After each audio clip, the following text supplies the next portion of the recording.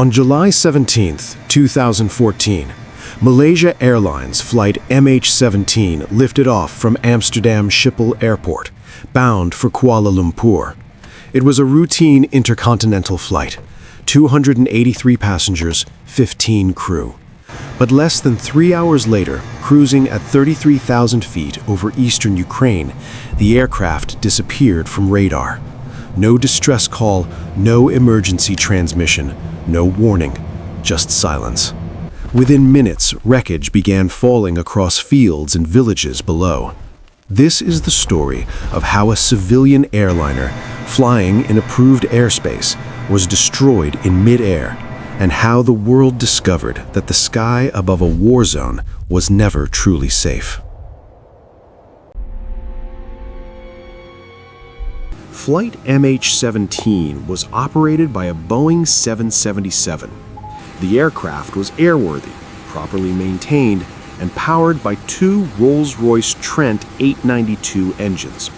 4 experienced pilots were on board, 2 captains and 2 first officers operating in shifts for the long-haul journey. In the cabin, 298 people from 17 nations settled in for an 11-hour flight. Among them were families on holiday, business travelers, and 80 delegates heading to the International AIDS Conference in Melbourne. At 12:31 local time, MH17 pushed back. At 12:53, it took off from runway 36C. The climb and cruise across Germany and Poland were uneventful. Fuel, 46 tons. Weather, manageable. Systems, normal. Everything was routine. Below that cruising altitude, eastern Ukraine was anything but routine. Since April 2014, armed conflict had erupted between Ukrainian government forces and pro-Russian separatists. Military aircraft had already been shot down. On July 14th, just 3 days before MH17, a Ukrainian military transport aircraft was destroyed at 6,500 meters, approximately 21,000 feet. In response, Ukraine closed airspace below 32,000 feet. Above that altitude, airspace remained open under international aviation regulations, and airlines continued to fly there. On July 17th, multiple commercial aircraft were in the same corridor: Air India, Singapore Airlines, EVA Air. MH17 was not alone. At 14:53 UTC, MH17 entered Ukrainian airspace at 33,000 feet. The crew requested a 20 nautical mile deviation to the north to avoid turbulence, and the air traffic control approved. At 13:19 UTC, Dnipro radar cleared MH17 direct to waypoint RND. The crew acknowledged, but no one knew it would be their final transmission.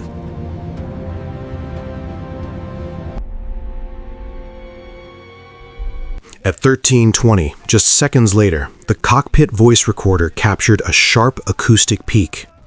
It lasted 2.3 milliseconds. That was the moment the missile detonated. Investigators later determined that a Buk surface-to-air missile armed with a 9N314M warhead exploded outside the aircraft, above and to the left of the cockpit. The missile did not strike the aircraft directly. It detonated meters away. The warhead released a cloud of high-velocity metal fragments. These fragments penetrated the cockpit at tremendous speed. The 3 crew members in the cockpit were killed instantly.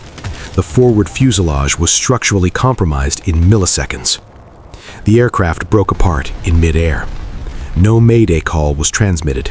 There was no time. The detonation triggered an immediate disintegration sequence. The cockpit section separated first. The forward fuselage tore away. The rest of the aircraft descended in multiple fragments. Wreckage spread across approximately 50 square kilometers of farmland near Kharkov. The breakup occurred while the aircraft was still at cruising altitude. Investigators found no evidence of technical malfunction, no onboard explosion, no fire before impact. The cause was external. The damage pattern, fragment distribution, and metallurgical analysis all pointed in the same direction. A Buk missile launched from territory in eastern Ukraine.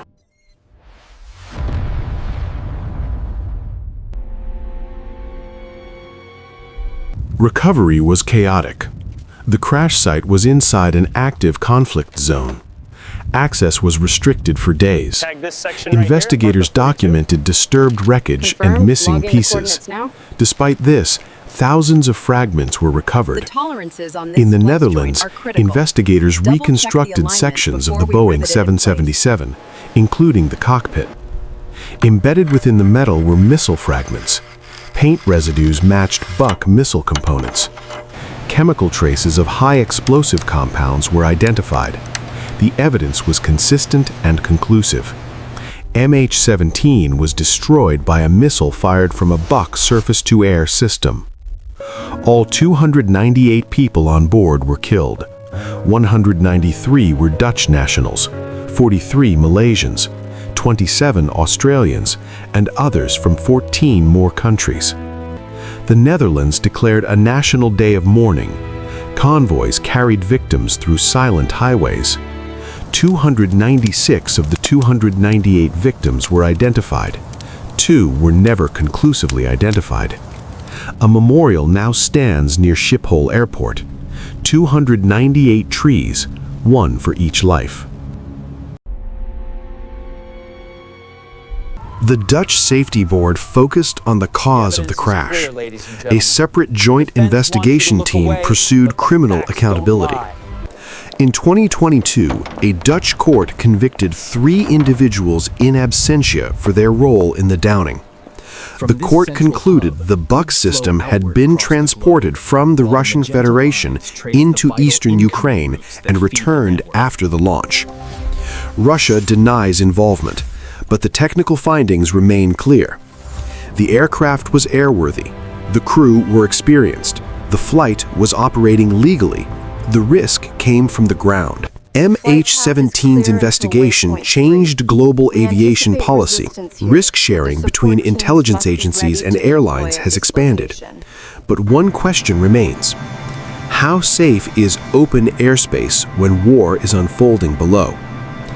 MH17 was not brought down by weather, not by mechanical failure, not by pilot error. It was destroyed by a weapon designed for war, and nearly 300 civilians paid the price. Learn more about aviation safety. Subscribe for more investigation videos.